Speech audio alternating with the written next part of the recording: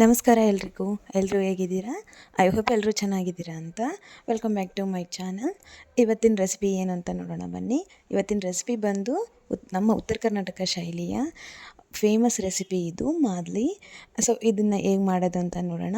ಅದಕ್ಕೂ ಮುಂಚೆ ನನ್ನ ಚಾನಲ್ನ ಯಾರೆಲ್ಲ ಸಬ್ಸ್ಕ್ರೈಬ್ ಮಾಡದೆ ನೋಡ್ತಿದ್ದೀರಾ ಪ್ಲೀಸ್ ಸಬ್ಸ್ಕ್ರೈಬ್ ಮಾಡ್ಕೊಂಡು ನೋಡಿ. ಹಾಗಿದ್ರೆ ಈ ರೆಸಿಪಿನ ಯಾವ ರೀತಿ ಮಾಡೋದು ಅಂತ ನೋಡೋಣ ಬನ್ನಿ. ಮೊದಲಿಗೆ ನಾನಿಲ್ಲಿ ಅರ್ಧ ಕೆ ಜಿಗಿಂತ ಸ್ವಲ್ಪ ಜಾಸ್ತಿ ಗೋಧಿ ಹಿಟ್ಟನ್ನು ತೊಗೊಂಡಿದ್ದೀನಿ. ಈಗ ಅದಕ್ಕೆ ಸ್ವಲ್ಪ ಉಪ್ಪು ಹಾಗೆಯೇ ಎಣ್ಣೆ ಹಾಕಿ ಡ್ರೈ ಮಿಕ್ಸ್ ಮಾಡ್ಕೋಬೇಕು. ಚೆನ್ನಾಗಿ ಮಿಕ್ಸ್ ಮಾಡಬೇಕು, ಯಾಕೆಂದರೆ ಉಪ್ಪು ಒಂದೇ ಕಡೆ ಇರುತ್ತೆ, ಹಾಗೆಯೇ ಎಣ್ಣೆನೂ ಸಹ ಉಂಡೆ ಉಂಡೆ ಥರ ಆಗಿಬಿಡುತ್ತೆ. ಸೊ ಎಲ್ಲ ಹಿಟ್ಟಿಗೆ ಆಗೋ ಥರ ಡ್ರೈ ಮಿಕ್ಸ್ ಮಾಡ್ಕೊಳ್ಬೇಕು. ಅದಾದಮೇಲೆ ನಾವು ಚಪಾತಿ ಹಿಟ್ಟನ್ನ ಯಾವ ಥರ ಕಲಿಸ್ತೀವೋ ಸೇಮ್ ಅದೇ ಕನ್ಸಿಸ್ಟೆನ್ಸಿಲಿ ಅದೇ ಪ್ರೊಸೀಜರಲ್ಲೇ ಕಲಿಸ್ಬೇಕು. ಒಂದೇ ಸರಿ ನೀರು ಹಾಕ್ಬಿಟ್ಟೆಲ್ಲ ಕಲ್ಸೋಕ್ಕೆ ಹೋಗಬಾರ್ದು. ಮೊದಲು ಡ್ರೈ ಮಿಕ್ಸ್ ಆದಮೇಲೆ ಉಪ್ಪು ಎಣ್ಣೆ ಎಲ್ಲ ಡ್ರೈ ಮಿಕ್ಸ್ ನೀಟಾಗಿ ಮಾಡ್ಕೊಳ್ಬೇಕು. ಅದಾದಮೇಲೆ ಸ್ವಲ್ಪ ಸ್ವಲ್ಪ ನೀರನ್ನು ಆ್ಯಡ್ ಮಾಡ್ತಾ ಹಿಟ್ಟನ್ನು ಕಲಿಸ್ತಾ ಹೋಗಬೇಕು. ಎಲ್ಲನೂ ಒಂದೇ ಸರಿ ನೀರು ಹಾಕಬೇಡಿ, ಸ್ವಲ್ಪ ಸ್ವಲ್ಪನೇ ಹಾಕ್ತಾ ನೀಟಾಗಿ ಎಲ್ಲನೂ ಮಿಕ್ಸ್ ಆಗೋ ಥರ ಕಲಿಸ್ತಾ ಬನ್ನಿ. ಮತ್ತು ಇದು ನಾನು ಮಾಡ್ತಾ ಇರೋದು ಸಕ್ಕರೆ ಮಾದಲಿ. ನಮ್ಮ ಉತ್ತರ ಕರ್ನಾಟಕ ಕಡೆ ಬೆಲ್ಲದ ಮಾದಲಿ ಜಾಸ್ತಿ ಮಾಡ್ತಾರೆ, ಸಕ್ಕರೆ ಮಾದಲಿ ಕಡಿಮೆ ಮಾಡೋದು. ನಾನು ಯಾಕೆ ಸಕ್ಕರೆ ಮಾದಲಿ ಮಾಡ್ತಾಯಿದ್ದೀನಿ ಅಂದರೆ, ಸಕ್ಕರೆ ಮಾದಲಿ ಅಂದರೆ ಸ್ವಲ್ಪ ಜಾಸ್ತಿ ದಿನ ಇಟ್ಕೊಂಡು ತಿನ್ಬೋದು. ಬೆಲ್ಲದ ಮಾದಲಿ ಚೆನ್ನಾಗಿರುತ್ತೆ, ಟೇಸ್ಟ್ ಚೆನ್ನಾಗಿರುತ್ತೆ, ತುಂಬಾ ಚೆನ್ನಾಗಿರುತ್ತೆ ಆ್ಯಕ್ಚುಲಿ ಅದು. ಬಟ್ ಏನಂದರೆ ಅದು ಜಾಸ್ತಿ ದಿನ ಇಟ್ಕೊಂಡು ತಿನ್ನೋಕ್ಕೆ ಬರೋಲ್ಲ. ಯಾಕೆ ಬೆಲ್ಲ ಹಾಕಿ ಮಾಡಿದ ದಿನ ಜಾಸ್ತಿ ದಿನ ಇಟ್ಕೊಂಡು ತಿನ್ನೋಕೆ ಹೋದರೆ ಅದು ಹುಳಿ ಬಂದುಬಿಡುತ್ತೆ. ಯಾಕೆಂದರೆ ಬೆಲ್ಲ ನೀರು ಬಿಟ್ಟಾಗ ಅದು ಹುಳಿ ಆಗಿಬಿಟ್ಟಿರುತ್ತೆ. ಹಾಗೆಯೇ ಅದ್ರ ಜೊತೆ ನಾವು ಒಣ ಕೊಬ್ಬರಿನೂ ಸಹ ಆ್ಯಡ್ ಮಾಡಿರ್ತೀವಿ. ಸೊ ಒಣ ಕೊಬ್ಬರಿನೂ ಸಹ ಸ್ಮೆಲ್ ಬರೋಕ್ಕೆ ಸ್ಟಾರ್ಟ್ ಆಗುತ್ತೆ. ಸೊ ಒಂದು ವಾರ ಅಂದರೆ ಹೆಚ್ಚು, ಅದು ಜಾಸ್ತಿ ದಿನ ಇರೋಲ್ಲ. ಸಕ್ಕರೆ ಮಾದಲಿ ಒಂದು 15 to 20 ಡೇಸ್ ಆರಾಮಾಗಿ ತಿನ್ಬೋದು. ಇದೇನು ಆ ಥರ ಕೆಟ್ಟೋಗಲ್ಲ. ಮನೇಲಿ ಯಾರಾದರೂ ಸಕ್ಕರೆ ಐಟಮ್ಸ್ನ ಅಂದರೆ ಸ್ವೀಟ್ಸ್ನ ಜಾಸ್ತಿ ಇಷ್ಟಪಡೋರಿದ್ದರೆ ಈ ಒಂದು ರೆಸಿಪಿನ ಮಾಡಿಬಿಡಿ, ಒಂದು 20 ಡೇಸ್ವರೆಗೂ ಆರಾಮಾಗಿ ತಿನ್ಕೊತಾರೆ. ಇದ್ರ ಜೊತೆಗೆ ತುಪ್ಪ ಹಾಗೆ ಹಾಲು ಎರಡನ್ನೂ ಮಿಕ್ಸ್ ಮಾಡಿ ತಿಂತಾರೆ. ಇಲ್ಲ ಮಾದಲಿ ತುಪ್ಪನೂ ತಿಂದರೂ ಚೆನ್ನಾಗಿರುತ್ತೆ, ಇಲ್ಲ ಮಾದಲಿ ಹಾಲು ಹಾಕ್ಕೊಂಡು ತಿಂದ್ರೂ ಚೆನ್ನಾಗಿರುತ್ತೆ. ಯಾವುದನ್ನು ಬೇಕಾದರೂ ಟ್ರೈ ಮಾಡ್ಬೋದು. ನಾವು ಯಾವಾಗಲೂ ತುಪ್ಪದ ಜೊತೆನೇ ತಿನ್ನೋದು. ಇದನ್ನು ಮಕ್ಕಳಿಗೆ ಸ್ನ್ಯಾಕ್ಸ್ ಆಗಿ ಕೂಡ ಕೊಡ್ಬೋದು. ನಮ್ಮ ಉತ್ತರ ಕರ್ನಾಟಕದ ಕಡೆ ಇದನ್ನು ಮೊಹರಂ ಟೈಮಲ್ಲಿ ಮಾಡ್ತಾರೆ. ದೇವರ ನೈವೇದ್ಯಕ್ಕೆ ಇದನ್ನೇ ಮಾಡೋದು. ನಮ್ಮ ಉತ್ತರ ಕರ್ನಾಟಕ ಕಡೆ ಮೊಹರಂ ಹಬ್ಬದಲ್ಲಿ ಕಂಪಲ್ಸರಿ ಎಲ್ಲರೂ ಮನೆಗಳಲ್ಲಿ ಈ ಮಾದಲಿನ ಮಾಡಿರ್ತಾರೆ. ಹಿಂದೂ ಮುಸ್ಲಿಮ್ಸ್ ಇಬ್ಬರೂ ಸೇರಿ ಆಚರಿಸೋ ಹಬ್ಬ ಅಂದರೆ ಇದೊಂದೇ. ಹಂಗಾಗಿ ಇದು ಉತ್ತರ ಕರ್ನಾಟಕ ಕಡೆ ಫೇಮಸ್ ರೆಸಿಪಿ ಆಗಿದೆ. ಹಾಗೆಯೇ ನಾನಿಲ್ಲಿ ಹಿಟ್ಟನ್ನೆಲ್ಲ ನೆನೆ ಇಟ್ಟೆ, ಅದನ್ನು ಸೇಮ್ ಚಪಾತಿ ಕನ್ಸಿಸ್ಟೆನ್ಸಿಲೇ ನೆನೆ ಇಟ್ಬಿಟ್ಟು ಈಗ ಕೊಬ್ಬರಿನ ತುರ್ಕೊತಿದ್ದೀನಿ. ಅದನ್ನು ಫ್ರೆಶ್ ಕೊಬ್ಬರಿನೇ ಹಾಕಬೇಕು. ಅಂದರೆ ಫ್ರೆಶ್ ಅಂದರೆ ಒಣ ಕೊಬ್ಬರಿ ಇರುತ್ತಲ್ವ, ಅದನ್ನು ಅವಾಗೇ ತುರಿದ್ಬಿಟ್ಟು ಹಾಕಬೇಕು. ಇಲ್ಲಿ ನಾನು ಒಣ ಶುಂಠಿ ಇರುತ್ತಲ್ವ ಅದನ್ನು ಜಜ್ಜಿಬಿಟ್ಟು ಪುಡಿ ಮಾಡ್ತಿದ್ದೀನಿ. ಅಂದರೆ ಹಸಿ ಶುಂಠಿ ಇರುತ್ತಲ್ವ ಅದನ್ನೇ ಒಣಗಿಸ್ಬಿಟ್ಟು ಒಣ ಶುಂಠಿ ಅಂತ ಹೇಳಿ ನಾವು ಅದನ್ನು ಯಾವಾಗಲೂ ಇಟ್ಟಿರ್ತೀವಿ. ಸೊ ಅದು ನಾವು ಸಿಹಿ ಅಡುಗೆಗಳು ಮಾಡಬೇಕಾದ್ರೆ ಅದನ್ನೇ ಕುಟ್ಟಿ ಪುಡಿ ಮಾಡಿ, ಅದು ಫ್ಲೇವರ್ ತುಂಬಾ ಚೆನ್ನಾಗಿರುತ್ತೆ. ಸಿಹಿ ಅಡುಗೆಗಳಿಗೆ ಹಾಕಬೇಕು ಅದನ್ನು. ಸೊ ನಮ್ಮ ಉತ್ತರ ಕರ್ನಾಟಕ ಸೈಡ್ ಅದನ್ನು ಜಾಸ್ತಿನೇ ಯೂಸ್ ಮಾಡ್ತೀವಿ, ಎಲ್ಲ ಸಿಹಿ ತಿಂಡಿಗಳಿಗೆ ಆಲ್ಮೋಸ್ಟ್ ಯೂಸ್ ಮಾಡ್ತೀವಿ. ಸೊ ಹಂಗಾಗಿ ಇವಾಗ ಇದಕ್ಕೂ ಸಹ ನಾನು ಅದನ್ನು ಜಜ್ಜಿಬಿಟ್ಟು ಪುಡಿ ಮಾಡ್ತಿದ್ದೀನಿ. ಹಾಗೆಯೇ ಸೋಂಪು ಕಾಳು ಇರುತ್ತಲ್ವ ಅದನ್ನು ಸ್ವಲ್ಪ ಕ್ರಷ್ ಮಾಡಿಬಿಟ್ಟು ಅದನ್ನು ರೆಡಿ ಮಾಡಿ ಇಟ್ಕೊಳ್ತಿದ್ದೀನಿ.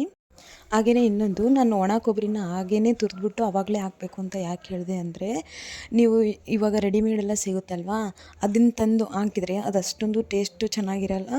ಅದು ಅದೇನಂತಾರೆ ತಿಂದಾಗ ಫ್ಲೇವರು ಸಹ ಬರಲ್ಲ.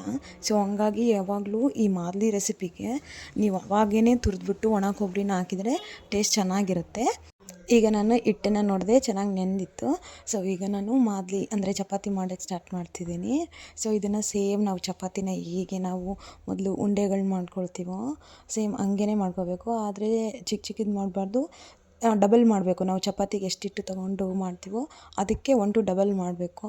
ಸೊ ನಾನು ಇಷ್ಟಿಷ್ಟು ದಪ್ಪನೇ ಮಾಡ್ತಿದ್ದೀನಿ, ನಿಮಗೆ ಕಾಣಿಸ್ತಿರ್ಬೋದು, 2 ಸರಿ ತೊಗೊಂಡು. ಸೊ ಅದೆಲ್ಲ ನೀಟಾಗಿ ಮಾಡ್ಕೊಳ್ಳಿ. ಮೇಯ್ನಾಗಿಲ್ಲಿ ನೀವು ಹಿಟ್ಟನ್ನ ಜಾಸ್ತಿ ನೀರು ಹಾಕಿ ನೆನೆ ಇಡಬಾರ್ದು. ಸ್ವಲ್ಪ ನೋಡಬೇಕು, ಅದು ಆವಾಗಲೇ ಗೊತ್ತಾಗುತ್ತಲ್ವ ಚಪಾತಿಗೆ ನೆನೆ ಇಡ್ತಿರೋ ಹಾಗೆ.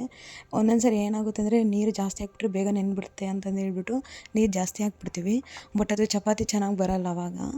ಅದಕ್ಕೆ ಎಷ್ಟು ಬೇಕೋ ಪ್ರಾಪರಾಗಿ ನೋಡಿಬಿಟ್ಟು ಅಷ್ಟೇ ಹಾಕಬೇಕು. ಬೇಗ ನೆನೆಯುತ್ತೆ ಅಂತಂದೇಳಿ ನೀರು ಜಾಸ್ತಿ ಹಾಕಿದರೆ ನಾವು ತೀಡೋದು ಅಂತೀವಲ್ವ, ಚಪಾತಿ ಒಸಿಯೋದು ಅಂತಾರಲ್ವ, ಬೆಂಗಳೂರು ಸೈಡೆಲ್ಲ ಒಸಿಯೋದು ಅಂತೀರ, ಬಟ್ ನಮ್ಮ ಕಡೆ ಎಲ್ಲ ತೀಡೋದು ಅಂತೀವಿ. ಸೊ ಹಂಗೆ ತೀಡಬೇಕಾದ್ರೆ ಎಲ್ಲ ಕಿತ್ಕೊಂಡು ಬರುತ್ತೆ. ಸೊ ಅದನ್ನು ಸ್ವಲ್ಪ ನೋಡ್ಕೊಳ್ಳಿ. ಚಪಾತಿ ಕನ್ಸಿಸ್ಟೆನ್ಸಿಲೇ ನೆನೆ ಇಟ್ಕೊಂಡ್ರೆ ಸರಿ ಹೋಗುತ್ತೆ ಇದಕ್ಕೆ. ಸೊ 1 to ಡಬಲ್ ಹಾಕಿ ಈ ಉಂಡೆಗಳ ಥರ ಮಾಡಿ ಇಟ್ಕೊಳ್ಳಿ. ಎಲ್ಲ ಹಿಟ್ಟನ್ನು ಉಂಡೆಗಳ ರೀತಿ ಮಾಡಿದ್ದಾದ್ಮೇಲೆ ಚಪಾತಿ ತೀಡೋಕ್ಕೆ ಶುರು ಮಾಡ್ತಿದ್ದೀನಿ. ಸೊ ನೀವು 1 to ಡಬಲ್ ತೊಗೊಂಡಿರ್ತೀರಲ್ವ, ಸೊ ಅದನ್ನು ತೆಳ್ಳಗೆ ತೀಡಬಾರ್ದು, ದಪ್ಪನೇ ಇರಬೇಕು. ಅದು ಎಷ್ಟು ದಪ್ಪ ಅಂತ ನಾನು ವೀಡಿಯೋದಲ್ಲಿ ತೋರಿಸ್ತೀನಿ ನೋಡಿ. ಸೊ ನೀವು ತೀಡ್ತಿರ್ಬೇಕಾದ್ರೆ ಗೊತ್ತಾಗುತ್ತೆ.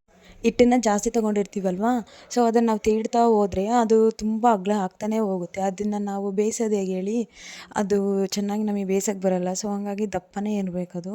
ಎಷ್ಟು ದೊಡ್ಡ ಹೆಂಚಿದ್ರೂ ಸಹ ಅದು ಬೇಯಿಸೋಕ್ಕಾಗಲ್ಲ. ಅಷ್ಟಕ್ಕೂ ಈ ಮಾದಲಿಗೆ ನಾವು ದಪ್ಪನೇ ಬೇಯಿಸ್ಬೇಕಾಗತ್ತೆ. ಸೊ ಆದಷ್ಟು ನೀವು ದಪ್ಪವಾಗೇ ತೀಡಿ ಚಪಾತಿಗಳನ್ನು. ಸೊ ನಾನು ಇವಾಗ ತೋರಿಸ್ತಿದ್ದೀನಿ ನೋಡಿ. ಇವಾಗ ಯಾವ ರೀತಿ ತೋರಿಸ್ತಿದ್ದೀನೋ ನೀವು ಅಷ್ಟು ದಪ್ಪ ಮಾಡಿಕೊಂಡ್ರೆ ಸರಿ ಹೋಗುತ್ತೆ.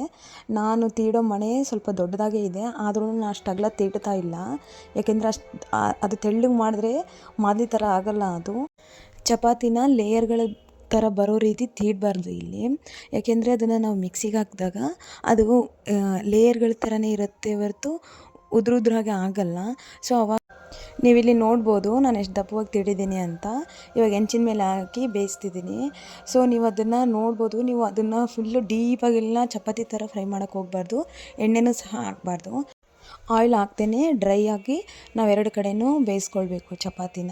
ಅದನ್ನು ಫುಲ್ಲಾಗಿ ಬೇಯಿಸೋಕ್ಕೆ ಹೋಗಬಾರ್ದು. ಅಂದರೆ ಜಾಸ್ತಿ ಒಂದೇ ಕಡೆನೇ ಬೇಯಿಸ್ಬಿಟ್ಟು ಅದು ಬ್ಲ್ಯಾಕ್ ಥರ ಸುಟ್ಟಾಗಿ ಕಾಣಿಸ್ತಿರುತ್ತಲ್ವ, ಸೊ ಆ ಥರ ಜಾಸ್ತಿ ಕಾಣಿಸ್ಬಾರ್ದು. ಯಾಕೆಂದರೆ ಮಿಕ್ಸಿಗೆ ಹಾಕಿದಾಗ ಅದು ಎಲ್ಲನೂ ಪುಡಿ ಆದಾಗ ಅದೆಲ್ಲನೂ ಬ್ಲ್ಯಾಕ್ ಆಗೇ ಕಾಣಿಸ್ತಿರುತ್ತೆ. ಅದಕ್ಕೆ ಗ್ಯಾಸ್ ಸ್ಟವ್ ಆಗಿರೋದ್ರಿಂದ ಸೈಡ್ಗೆಲ್ಲ ಕಿಚ್ಚು ಅಷ್ಟೊಂದು ತಗಲಲ್ಲ. ಸೊ ಹಂಗಾಗಿ ಸ್ವಲ್ಪ ಚಪಾತಿನೇ ನಾವು ಆ ಕಡೆ ಈ ಕಡೆ ತಿರುಗಿಸ್ಬಿಟ್ಟು ಚೆನ್ನಾಗಿ ಬೇಯಿಸ್ಕೊಳ್ಬೇಕು. ಇಲ್ಲಾಂದರೆ ಮಿಡಿಲಷ್ಟೇ ನಮಗೆ ಗಟ್ಟಿ ಆಗಿಬಿಡುತ್ತೆ ಮತ್ತು ಚಪಾತಿ. ಸೊ ಹಂಗಾಗಿ ಸುತ್ತಲೂ ಬೇಯಿಸ್ಕೊಳ್ಳಿ. ಸೇಮ್ ಚಪಾತಿ ಹೇಗೆ ಬೇಯಿಸ್ತೀರೋ ಹಾಗೇ ಬೇಯಿಸ್ಕೊಳ್ಳಿ. ಇಲ್ಲಿ ನಾನು ಬೇಯಿಸಿದ್ದೀನಿ ನೋಡಿ, ಆ ಥರ ಬೇಯಿಸ್ಬೇಕು. ಆದರೆ ನಾನು ಇಲ್ಲಿ ಸ್ವಲ್ಪ ಜಾಸ್ತಿ ಕಿಚ್ಚಿಟ್ಬಿಟ್ಟಿದ್ದೆ, ಒಲೆ ಫ್ಲೇಮ್ ಜಾಸ್ತಿ ಇಟ್ಟಿದ್ದೆ. ಸೊ ಹಂಗಾಗಿ ಎಲ್ಲ ಬ್ಲ್ಯಾಕ್ ಆಗಿದೆ. ಸೊ ಆ ಥರನೂ ಜಾಸ್ತಿ ಆಗಬಾರ್ದು ಆ್ಯಕ್ಚುಲಿ. ಏನೋ ನಾನು ಈ ಕಡೆ ಚಪಾತಿ ಮಾಡೋದ್ರಿಂದ ಆ ಕಡೆ ಮರ್ತೋಗ್ಬಿಟ್ಟಿದ್ದೀನಿ ನೋಡಿ, ಈ ಥರ ಆಗಿದೆ. ಸೊ ಅದು ಬ್ಲ್ಯಾಕ್ ಥರ ಜಾಸ್ತಿ ಕಾಣಿಸ್ಬಾರ್ದು. ಸೊ ಆ ಥರ ಮಾಡ್ಕೊಳ್ಳಿ.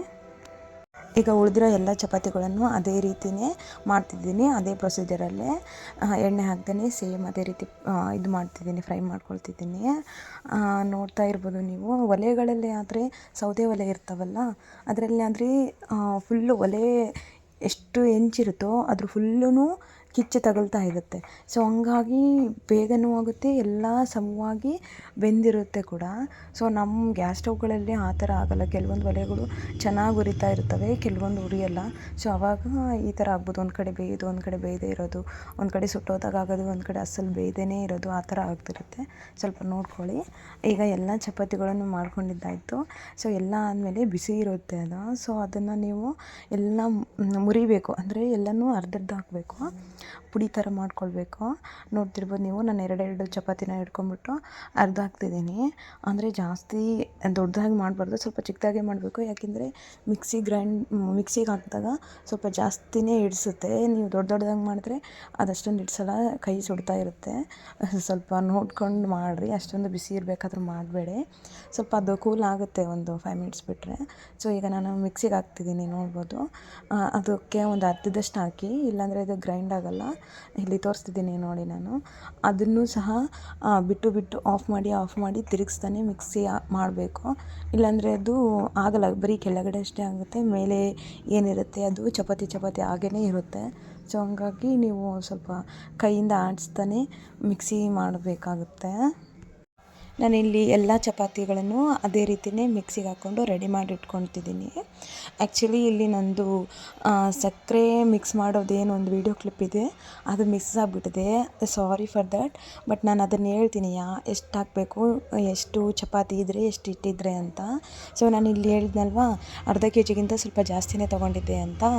ಅಂದರೆ ಇವಾಗ ಅರ್ಧ kg ಇದ್ದರೆ ಅದಕ್ಕೆ ಸಣ್ಣ ಗ್ಲಾಸಷ್ಟು ಕಡಿಮೆ ಮಾಡಿ ಹಾಕಿ.